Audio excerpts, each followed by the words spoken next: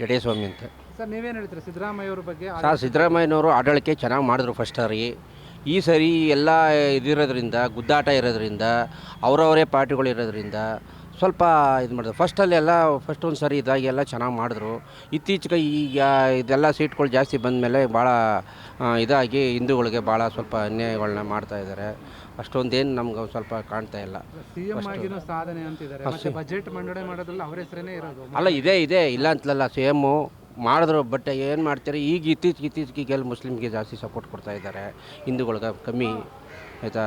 ಈಗ ಲೇಡೀಸ್ಗೆ 2,000 ರೂಪಾಯಿ ಹಾಕ್ತೀನಿ ಅಂತಂತ ಹೇಳಿದರು, ಅದನ್ನು ಹಾಕ್ತಾ ಇದ್ದಾರೆ. ಈಗ ನೋಡಿ ಅದು ಬೇರೆ ಈಗ ಬೇರೆ ಗುದ್ದಾಟ ಇಡ್ತಿದೆ ಆಯಿತಾ. ಈ ಅದು 3 ತಿಂಗಳಿಗೊಂದ್ಸರಿ ನ್ಯಾಯವಾಗಿ ಸರಿಯಾಗಿ ಅದು ಬರ್ತಾಯಿಲ್ಲ ಆಯಿತಾ. ಇದೆಲ್ಲ ಏನಕ್ಕೆ ಮಾಡಬೇಕಾಗಿತ್ತು? ಅವರು ಸಿದ್ದರಾಮಯ್ಯನವರು ಒಳ್ಳೆಯವರೇ, ಇಲ್ಲ ಅಂತ ನಾನು ಹೇಳಿಲ್ಲ, ಸಿದ್ದರಾಮಯ್ಯವ್ರು ಮಾಡ್ತಾರೆ. ಆದರೆ ಈ ಪಾರ್ಟಿಗಳದವರು ಸರಿ ಇಲ್ಲ, ಮಾಡೋದು ಸರಿಯಾಗಿ ಇದಾಯ್ತಾ ಇಲ್ಲ. ಅದರಿಂದ ನಮ್ಮ ಹಿಂದೂಗಳ ಕಡೆ ಸರಿಯಾಗಿ ನಿಗಾ ಕೊಡ್ತಾ ಇಲ್ಲ. ನಾನು ಕೆಲವು ಗಮನಿಸಿದಾಗ ರಾಜಕೀಯವಾಗಿ ಈ ಹಿಂದೆ ಇದ್ದ ಸರ್ಕಾರಗಳು ಕೂಡ ಇದ್ದವು, CM ಕುರ್ಚಿಗಳು ಕೂಡ ಇತ್ತು. ಬಟ್ ಇಷ್ಟು ದೊಡ್ಡ ಮಟ್ಟದಲ್ಲಿ CM ಕುರ್ಚಿ ಬೇಕನ್ನೋ ಒದ್ದಾಟ ಇರಲಿಲ್ಲ. ಈ ಬಾರಿ ಕಾಣಿಸ್ತಾ ಇದೆ. ಹೌದು ಈ ಸಾರಿ ಜಾಸ್ತಿ CM ಕುರ್ಚಿಗೆ ನಾನು ಆಗಬೇಕು ಅಂದ್ಕೊಂಡಿದೆ. ಎಲ್ಲ ಇದು ಮಾಡ್ತಾರೆ. DK ಶಿವಕುಮಾರ್ ಅವರು ಕೂಡ ಈಗ ಜಾಸ್ತಿ ಇದು ಮಾಡ್ತಾರೆ, ಫೈಟ್ ಮಾಡ್ತಾ ಇದ್ದಾರೆ. ಇವರು ಈ ಒದ್ದಾಟದಿಂದ ಈಗ ಜನಗಳಿಗೆ ಭಾಳ ತೊಂದರೆ ಆಯ್ತಾ ಇದೆ ಆಯಿತಾ. ನ್ಯಾಯವಾಗಿ ಸರಿಯಾಗಿ ಕೆಲಸಗಳಾಯ್ತಾ ಇಲ್ಲ ಆಯಿತಾ. ಇದರಿಂದ ಸ್ವಲ್ಪ ಜನಗಳಿಗೆ ಬೇಸತ್ತುಬಿಟ್ಟಿದೆ. ನೀವು ಏನಂದ್ರೆ ಈಗ ಸರ್ಕಾರ ಚೇಂಜ್ ಆಗ್ಬೇಕಂದ್ರೆ ಸಿದ್ದರಾಮಯ್ಯ ಅವರು ಚೇಂಜ್ ಆಗ್ಬೇಕಂದ್ರೆ? ಸರ್ ಸರ್ಕಾರ ಯಾವುದೇ ಇರಲಿ ಚೆನ್ನಾಗಿ ಕೆಲಸ ಮಾಡೋರು ಸರ್ಕಾರ ಒಳ್ಳೆಯ ಸರ್ಕಾರ ಆಗಬೇಕು ಅಷ್ಟೇ. ನಮಗೆ ಯಾವುದಾದ್ರೂ ಓಕೆ, ಚೆನ್ನಾಗಿ ಕೆಲಸ ಮಾಡಬೇಕು, ಜನಗಳಿಗೆ ಹಿತ ಇರಬೇಕು, ಚೆನ್ನಾಗಿರಬೇಕು ಅಷ್ಟೇ ನಮ್ಮದು ಕೇಳೋದು. ಬಡವ್ರಿಗೆ ಒಳ್ಳೇದಾಗಬೇಕು, ಅದು ನಾವು ಕೇಳೋದು. ಸರ್ಕಾರ ಯಾವುದೇ ಬರಲಿ ಏನೇ ಬರಲಿ ಯಾವುದೇ ಬಂದ್ರೂ ಒಳ್ಳೇದಾಗಬೇಕು, ಜನಗಳಿಗೆ ಒಳ್ಳೆಯ ಕೆಲಸಗಳು ಮಾಡಬೇಕು. ಹಾಗಿದ್ರೆ ನೋಡಿ ಅದು ಒಂದು ಅನುಕೂಲ ಇರ್ತದೆ. ಇವರು ಇದಕ್ಕೆ ಇದೆಲ್ಲ ಮಾಡ್ಕೊಂಡು ಜನಗಳಿಗೆ ಭಾಳ ತೊಂದರೆ ಕೊಟ್ಬಿಟ್ಟಾರೆ. ರೇಟ್ಗಳೆಲ್ಲ ಜಾಸ್ತಿ ಮಾಡಿಬಿಟ್ರು. ಈಗ ವಿಪರೀತ ಜಾಸ್ತಿ ಇದಾಗೋಯ್ತು. ಬಸ್ ರೇಟ್ಗಳು ಜಾಸ್ತಿ ಆಯಿತು, ಮೆಟ್ರೋ ಜೆಟ್ನ ರೇಟ್ ಜಾಸ್ತಿ ಆಗೋಯ್ತು. ಸರ್ ತುಂಬ ನಿಜವೂ ಬಡವ್ರುಗಳಿಗೆ ಭಾಳ ಹಿಂಸೆ ಆಗ್ಬಿಡೋದು ಸರ್. ಅದು ಏನಕ್ಕೆ ಸರ್? ಅದು ಪ್ರಯೋಜನ ಏನಿದು? ಈಗ ಅವ್ರನ್ನೇನು ಕೇಳಿದ್ವ ನಾವು ಹೇಳ್ಕೊಳ್ಳೋದು? ಪ್ರಯೋಜನ ಏನಿದೆ?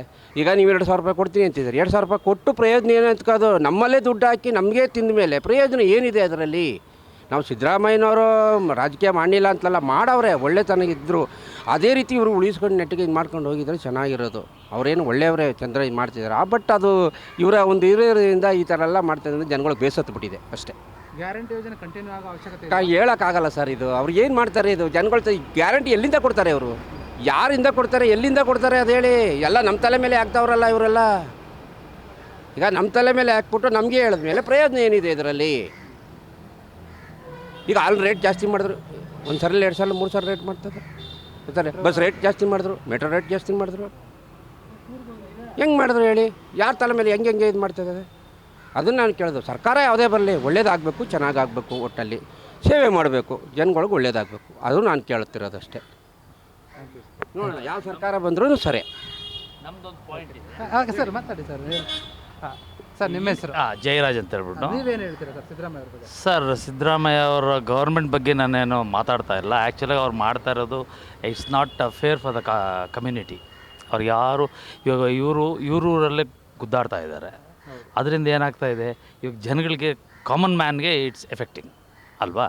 ಎರಡನೇದು ನಾನು ಎಂಫಸೈಸ್ ಮಾಡೋದು ಏನು ಅಂದರೆ ಇಂಡಸ್ಟ್ರಿಯಲೈಸೇಷನಿಂದ ಎಷ್ಟು ಕಂಪನಿ ನಮ್ಮ ಬೆಂಗಳೂರಿನಿಂದ, ಕರ್ನಾಟಕದಿಂದ ಎಲ್ಲ ಹೈದರಾಬಾದ್ಗೆ ಹೋಗಿ ಅವರು ಕೋಟ್ಯಾಂತರ ರೂಪಾಯಿ ಇನ್ವೆಸ್ಟ್ಮೆಂಟ್ ಮಾಡ್ತಾರೆ. Why can't these people having interest on this? They are fighting just because of power. ಇವಾಗ ಇಂಡಸ್ಟ್ರಿಯಲೈಸೇಷನ್ ನೀವು ಅದನ್ನು ತಡೆದಿದ್ದರೆ ಎಷ್ಟು ಜನಕ್ಕೆ, ಎಷ್ಟು ಸಾವಿರಾರು ಜನಕ್ಕೆ ಇಲ್ಲಿ ಬೆಂಗಳೂರು ಅಂತಲ್ಲ, ಕರ್ನಾಟಕದಲ್ಲಿ ಎಷ್ಟು ಜನಕ್ಕೆ ಉದ್ಯೋಗ ಸಿಗ್ತಾಯಿತ್ತು. ಅದು ಎಷ್ಟು ಎಲ್ಲ ಗೂಗಲ್ಲು, ಮೈಕ್ರೋಸಾಫ್ಟು ಎಲ್ಲರೂ ಓಡೋದ್ರು. ಇವ್ರಿಗೆಲ್ಲ ತಡೆಯೋದು ಇವ್ರ ಆಗ್ತಾ ಇರಲಿಲ್ವ? ಅವ್ರು ಫಸ್ಟ್ ಬಂದಿದ್ದೆ ಬೆಂಗಳೂರಿಗೆ ಬಂದು ಇವ್ರು ರಿಜೆಕ್ಟ್ ಮಾಡಿದ್ದಕ್ಕೆ ಹೈದರಾಬಾದ್ನವನು ಆಫರ್ ಮಾಡ್ದ. ಎಲ್ಲ ಯಾಕೆ ಬಿಡಬೇಕು? ಇವಾಗ 4 ಕಂಪನಿ ಹೋಯ್ತು ಅಲ್ಲಿಗೆ. 4 ಕಂಪನಿಯಲ್ಲಿ ಎಷ್ಟು ಲಕ್ಷ ಜನಕ್ಕೆ ಜೀವನ ಇದಾಗ್ತಾ ಇತ್ತು. ಅದೊಂದು ಮಾತ್ರ ಭಾಳ ವರ್ಸ್ಟ್ ಮಾಡ್ತಾರೆ. ತುಂಬ ಈಗಾಗಲೇ ನೋಡಿದ್ದೀವಿ. ಹೌದು, ಕೆಲಸ ಇಲ್ಲ ಅಂತ ತುಂಬಾ ಜನ ಹೌದು ಮಾಡ್ತಾ ಇದ್ದಾರೆ. ಹೌದು ಬಿಡಿ ಅಂತ. ಹೌದು, ಸರ್ಕಾರ ಅದ್ರ ಬಗ್ಗೆ ತಲೆ ಏನು ಮಾಡ್ತಾರೆ? ಕಂಪನಿಗಳನ್ನು ಕೂಡ ಒಂದು ಕಡೆ ಬಿಡ್ತಾ ಇದ್ದಾರೆ. ಹೌದು, ಈ ಕಂಪನಿಗಳನ್ನ ಇವ್ರು ಬಿಡಬಾರ್ದಾಗಿತ್ತು. ಯಾಕೆಂದರೆ ಇವಾಗ ಫಸ್ಟ್ ಅವ್ರು ಬಂದು ಬೆಂಗಳೂರಲ್ಲೇ ಅವರು ಫಸ್ಟ್ ಇನಿಷಿಯೇಟ್ ಮಾಡಿದಾಗ ಅಂಥದ್ದನ್ನು ಬಿಡಬಾರ್ದು. ಇವಾಗ ಬೇರೆ ಅದೇ ಅವನು ಡೈರೆಕ್ಟಾಗಿ ಬಂದು ಆಂಧ್ರದಲ್ಲಿ ಇನಿಷಿಯೇಟ್ ಮಾಡಿದ್ದಿದ್ರೆ ನಾವು ಕೇಳೋ ಅಧಿಕಾರ ಇರಲಿಲ್ಲ. ಈಗ ನಮ್ಮ ದೇಶದಲ್ಲಿ ನಮ್ಮ ರಾಜ್ಯದಲ್ಲಿ ಬಂದು ಅವ್ರು ಇನಿಷಿಯೇಟ್ ಮಾಡಿದಾಗ ನಾವು ಅದಕ್ಕೆ ಪ್ರಿಯಾರಿಟಿ ಕೊಡಬೇಕಾಗಿತ್ತು. ಅದನ್ನೆಲ್ಲ ಬಿಟ್ಟು ಅವ್ನು ಆಂಧ್ರದವ್ರು ನೋಡಿ ಎಷ್ಟು ಮಾಡ್ತಾ ಇದ್ದಾನೆ ಅಂದರೆ ಭಾಳ ಡೆವಲಪ್ಮೆಂಟ್ ಮಾಡ್ತಾನೆ. ಅವ್ನು ಮಾಡ್ತಾ ಇರೋ ಡೆವಲಪ್ಮೆಂಟ್ಗೆ ಇನ್ನು ಎಷ್ಟು ಕಂಪನಿಗಳು ಇಲ್ಲಿಂದ ಬೆಂಗಳೂರಿಂದ ಹೈದರಾಬಾದ್ಗೆ ಹೋಗುತ್ತೋ ಯಾರಿಗೂ ಗೊತ್ತಿಲ್ಲ. ಈವನ್ ಎಲ್ಲ ಆಮೇಲೆ ಇವ್ರ ಮಿನಿಸ್ಟ್ರುಗಳ ತಲೆ ಮೇಲೆ ಇದು ಕಲ್ಲು ಹಾಕೊಂಡು ಕೂತ್ಕೊಳ್ತಾರೆ, ಅಷ್ಟು ವರ್ಸ್ಟ್ ಮಾಡ್ತಾ ಇದ್ದಾರೆ. This is what I advise. Please ministers ಇವ್ರಿಗೆಲ್ಲ ಸ್ವಲ್ಪ ಜ್ಞಾನದ ಇದು ಪಬ್ಲಿಕ್ ಬಗ್ಗೆ ಜ್ಞಾನ ಇರಬೇಕು. ಅವರು ಈ ಥರ ಎಷ್ಟು ಲಕ್ಷಾಂತರ ಜನಕ್ಕೆ ಕೆಲಸ ಕೊಡೋ ಜಾಗದಲ್ಲಿ ಲಕ್ಷಾಂತರ ಜನರದ್ದು ಕೆಲಸನ ಕಿತ್ಕೊಂಡಿದ್ದಾರೆ ಅಂತ ಹೇಳ್ತೀನಿ ಅಷ್ಟೇ. ಮುಂದಿನ ದಿನಗಳಾದರೂ ಸರ್ಕಾರ ಈ ರೀತಿ ಮಾಡಬಾರ್ದು. ಅಲ್ಲ, ಈಗ ಹೋಗಿರೋದನ್ನ ನಾವೇನು ಮಾಡೋಕ್ಕಾಗಲ್ಲ.